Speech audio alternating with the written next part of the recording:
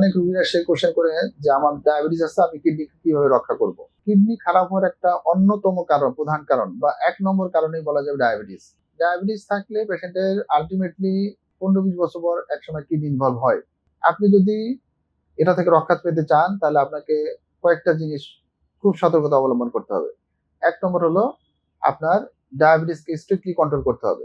এক্ষেত্রে আমি যেটা বলি যে আপনারা খাওয়ার আগে আপনাদের ব্লাড সুগারটাকে যেন 6 থেকে 8 মিলিমোলের মধ্যে থাকে এবং খাওয়ার পরে যেন 8 থেকে 10 মিলিমোলের মধ্যে থাকে। এটা আপনারা ডায়াবেটিসটা এটাকে কন্ট্রোল করবেন। এটা 1 নম্বর। 2 নম্বর হলো আপনার 3 মাস পর পর 3টা পরীক্ষা করবেন। যে একটা হলো ইউরিন আরএমই, সেখানে দেখবেন যে আপনার প্রোটিনটা কতটুকু যাচ্ছে। 2 নম্বর হলো সিরাম ক্রিয়েটিন করবেন, করে সেখান থেকে ইজিএফআরটা সহজে বের করা যায় সেটা দেখবেন, এবং একটা আল্ট্রাসোনোগ্রাম করবেন। এই 3টা করে দেখবেন যে আপনার কি অবস্থা। এক্ষেত্রে ইম্পর্টেন্ট পরীক্ষা হলো আমরা ইউরিন ফর এসিআর করি একটা। এসিআর করে দেখি আপনার প্রোটিনটা কতটুকু আছে।